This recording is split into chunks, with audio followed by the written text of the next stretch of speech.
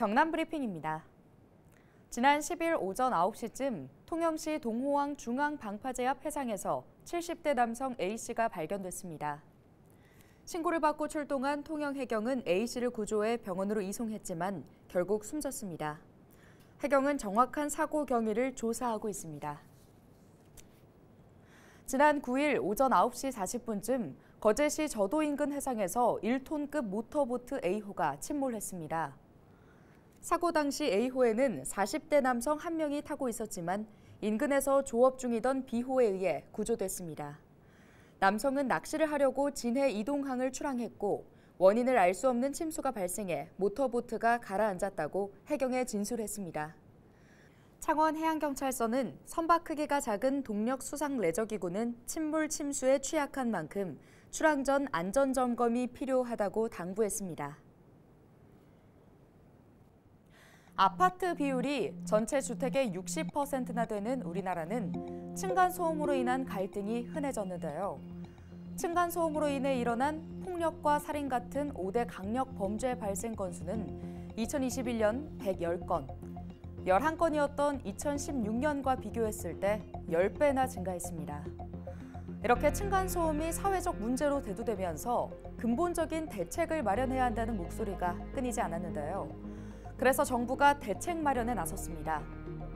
앞으로 새로 짓는 아파트의 경우 층간소음 기준을 충족하지 못하면 준공 승인을 못 받게 될 전망입니다.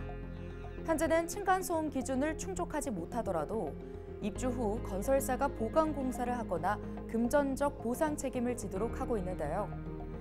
하지만 앞으로는 아예 준공 승인이 떨어질 수 없도록 조치한다는 건데요. 이렇게 되면 입주가 불가능해지겠죠. 뿐만 아니라 이미 지어진 주택의 경우 소유자가 방음 공사를 하면 대출 지원을 해주거나 나중에 집을 팔 때 내는 양도소득세에서 공사비를 빼주는 방안이 도입됩니다. 이렇듯 정부의 강력한 대책 추진에 당장 민간 건설사들은 적지 않은 부담을 느낄 걸로 보이는데요.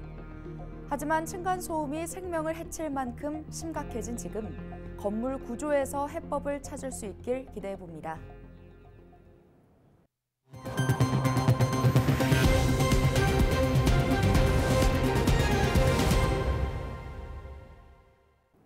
경상남도 선거관리위원회가 제22대 국회의원 선거 120일을 앞두고 오는 12일부터 예비후보 등록을 시작합니다.